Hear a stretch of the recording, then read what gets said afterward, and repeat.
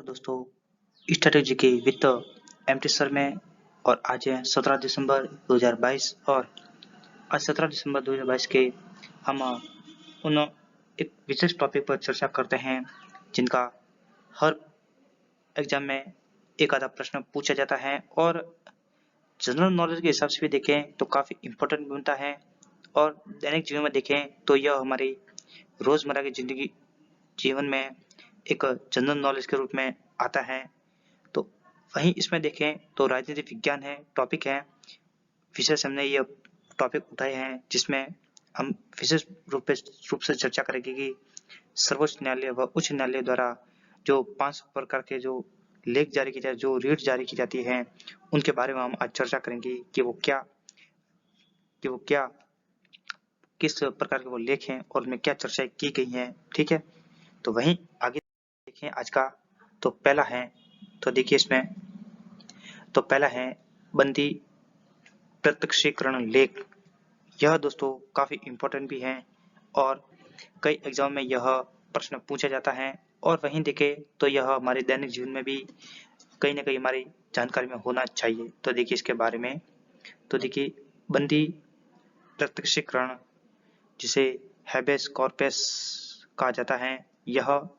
व्यक्तिगत स्वतंत्रता के लिए यह लेख सर्वाधिक महत्वपूर्ण है और यह उस व्यक्ति की प्रार्थना पर जारी किया जाता है जो यह समझता है कि उसे अवैध रूप से बंदी बनाया गया है, यानी ठीक है। तो वहीं इसके अंदर देखें तो इसके द्वारा न्यायालय बंदीकरण करने वाले अधिकारी को आदेश देता है कि वह बंदी बनाए गए व्यक्ति को निश्चित समय और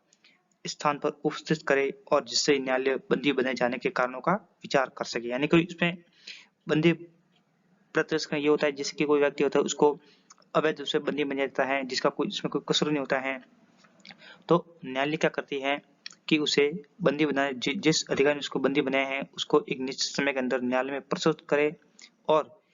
न्यायाधीश उसको पूछे कि ये बंदी बनाए जाने के इसके कि इस व्यक्ति को क्यों बंदी बनाया गया, उसके कारणों के ऊपर चर्चा की जाती है। वहीं आगे इसमें देखें तो इसमें क्या होता है, दोनों पक्षों की बात सुनकर न्यायालय इस बात का निर्णय करता है कि नजरबंद वैध है या अवैध, यानी उसने कुछ कानूनी उसने कुछ मतलब ये वो कह सकते हैं कि उसने वैध कार्य किया है अवैध कार्य किया है और यदि अवैध होता है तो न्यायालय बंदी को फौरन मुक्त करने की आज्ञा दे देते हैं और इस प्रकार अनुचित एवं गैर कानूनी रूप से बंदी बनाए गए व्यक्ति बंदी प्रत्यक्षीकरण के लेख के आधार पर स्वतंत्रता प्राप्त कर सकता है। ठीक है, यह था बंदी प्रत्यक्षीकरण। वहीं आगे इसमें दूसरी लेख देखे तो यह है परमादेश। अब देखिए ये परमादेश क्या कहता है, देखिए इसके बारे में, तो देखिए परमादेश है, तो देखिए परमादेश का लेख उस समय जारी किया जाता है जब कोई पदाधिकारी अपने सार्वजनिक कर्तव्यों का निर्वाह नहीं करते, यानी कि कोई पदाधिकारी ऐसा होता है जो अपने कर्तव्य का निर्वाह नहीं करता है, यानी अपनी ड्यूटी को पूर्ण रूप से नहीं निभाता है और इस प्रकार के आज्ञा पत्र के आधार पर पदाधिकारी को उसके ठीक है उसके कर्तव्य का पालन कराने का आदेश जारी किया जाता है। ठीक है, यह परमादेश कहता है। ठीक है, वहीं आगे आज का तीसरा लेख देखें तो यह है प्रतिषेध। अब देखिए प्रतिषेध क्या कहता है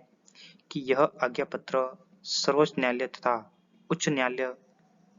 द्वारा निम्न न्यायालय तथा अर्ध न्यायिक अधिकारियों को जारी करते हुए आदेश दिया जाता है कि इस मामले में अपना यह कार्रवाई न करे क्योंकि यह मामला उनके अधिकार क्षेत्र से बाहर है। यानी कि इसमें यह जो उच्च न्यायालय होते हैं, सर्वोच्च न्यायालय उच्च न्यायालय निम्न न्यायालय को कहते हैं कि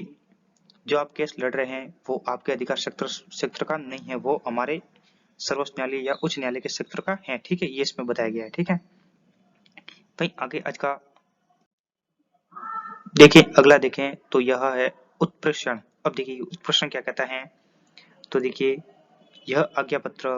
अधिकांशतः किसी विवाद को निम्न न्यायालय में भेजने के लिए जारी किया जाता है। ठीक है, जिससे वह अपने शक्ति से अधिक अधिकारों का उपभोग न करे या अपने शक्ति का दुरुपयोग करते हुए न्यायालय के प्राकृतिक सिद्धांतों को भंग न करे। ठीक है, इस आज्ञा पत्र के आधार पर उच्च न्यायालय और निम्न न्यायालयों के न्यायाधीशों से किन्हीं विवादों के संबंध में सूचना भी प्राप्त कर सकते हैं। ठीक है, यह उत्प्रेषण कहलाता है। वहीं पेज का लास्ट देखें, 5 नंबर रीड देखें तो यह है अधिकार परीक्षा। अब देखिए अधिकार परीक्षा क्या कहता है कि जब कोई व्यक्ति ऐसे पदाधिकारी के रूप में कार्य करने लगता है जिसके रूप में कार्य करने का उसे वैधानिक रूप से अधिकार नहीं है, यानी कि इसमें क्या होता है कि ड्यूटी किसी की होती है और उस कुर्सी पर कुछ और ही व्यक्ति बैठ जाए, वो जो पदाधिकारी वो तो आता नहीं है, कुछ दूसरा ही पदाधिकारी उसके स्थान पर कार्य करने लगता है। और अधिकार परीक्षा ये कहता है कि उसे वैधानिक रूप से अधिकार नहीं है, तो न्यायालय अधिकार परीक्षा के द्वारा उस व्यक्ति से पूछता है कि वह किस आधार पर इस पद पर कार्य कर रहा है, और जब तक इस प्रश्न का संतोषजनक उत्तर नहीं देता है तो वह कार्य नहीं कर सकता है, और यह अधिकार परीक्षा कहलाता है। ठीक है, तो थैंक्स दोस्तों, वीडियो को कैसा लगा, अगर आपको पसंद आए तो शेयर करें, लाइक करें एंड सब्सक्राइब करें। धन्यवाद।